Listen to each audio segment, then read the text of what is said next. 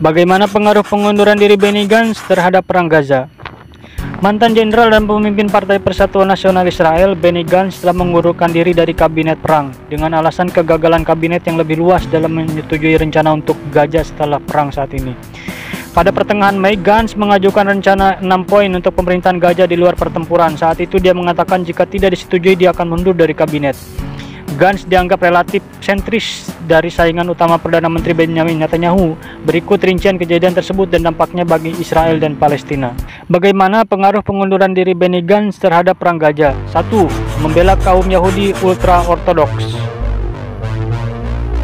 Gantz mengatakan rencana 6 poin yang diusulkannya akan mencakup penerapan sistem administrasi sipil sementara AS Eropa, Arab Palestina di daerah kantong tersebut dengan Israel mempertahankan kendali keamanan secara keseluruhan. Mereka juga mengusulkan untuk memperluas beban pelayanan nasional di seluruh warga Israel dan memasukkan orang-orang Yahudi ultra-ortodoks dan yang pengecualiannya dari rancangan undang-undang tersebut dilindungi oleh 2 partai kabinet koalisi Netanyahu.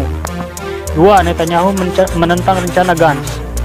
Ada konsensus yang berkembang dari Israel dan luar negeri bahwa Netanyahu menolaknya demi keuntungan pribadi. Dalam pengunduran dirinya, Gantz berkata Netanyahu menghalangi kita maju menuju kemenangan sejati. Sekutu utama Israel, Presiden AS Joe Biden, mengatakan kepada majalah Time pada hari Selasa bahwa ada banyak alasan bagi orang-orang untuk berpikir bahwa Netanyahu memperpanjang perang di Gaza demi kelangsungan politiknya sendiri. Mungkin ada keyakinan bahwa perang akan melindungi Netanyahu dari dampak hukum atas tuduhan suap, penipuan, dan pelanggaran kepercayaan yang telah menghentikannya sejak dakwaan pada tahun 2019.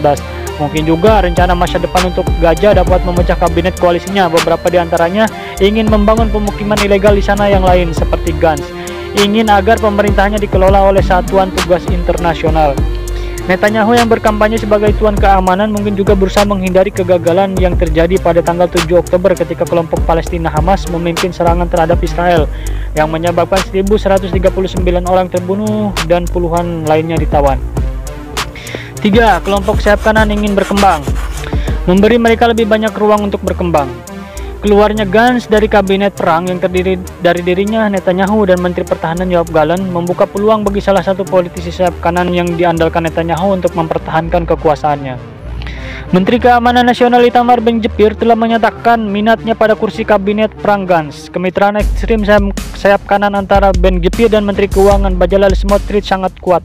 Keduanya berada di kabinet koalisi Netanyahu dan gabungan jumlah kursi di parlemen melebihi jumlah kursi di Gantz.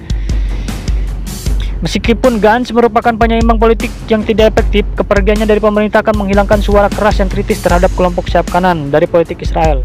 4. Mendorong migrasi Yahudi di Gaza. Ben-Gvir dan Smotrich dengan jelas menyatakan bahwa rencana mereka untuk Gaza melibatkan penduduknya yang bermigrasi secara sukarela dan orang Israel yang menetap di sana. Netanyahu mungkin menentang hal ini tetapi belum melakukan konfrontasi terhadap kelompok sayap kanan dalam hal apapun yang signifikan sejak perang dilancarkan di Gaza pada bulan Oktober. 5. Perbedaan pendekatan militer versus negosiasi.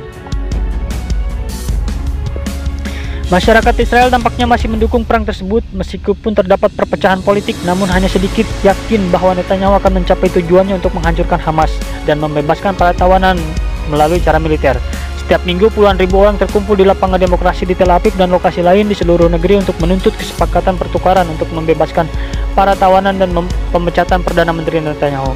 Jejak pendapat menunjukkan Gantz secara konsisten unggul atas Netanyahu dalam jejak pendapat, dan Netanyahu hanya unggul tipis ketika Gantz mengancam akan mundur dari kabinet yang dianggap tidak patriotik. Namun pemilu mungkin masih lama menurut Eya Luri Pardes dan Institut Timur Tengah. Dia merasa jika Netanyahu dapat mempertahankan koalisinya hingga reses musim panas undang-undang pemilu akan berarti pemilu tidak akan dilaksanakan hingga bulan Maret.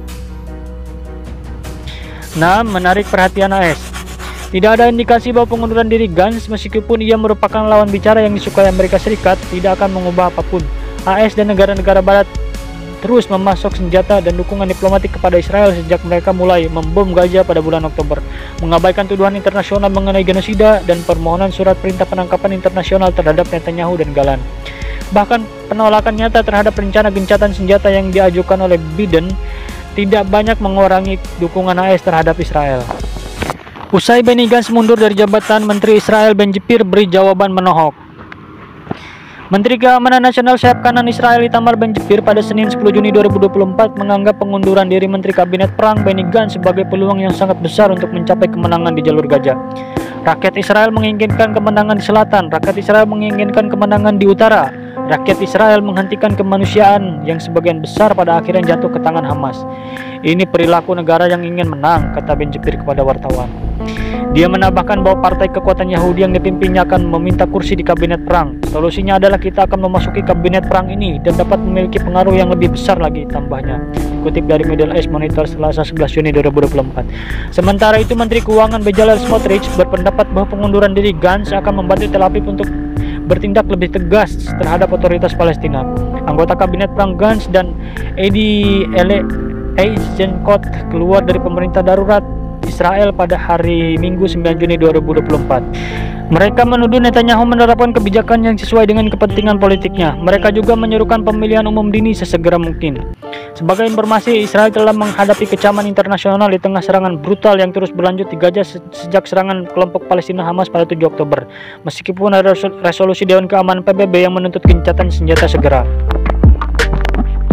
Selain itu, lebih dari 37.100 warga Palestina telah terbunuh di Gaza. Sebagian besar dari mereka adalah wanita dan anak-anak, dan hampir 84.700 lainnya terluka menurut otoritas kesehatan setempat.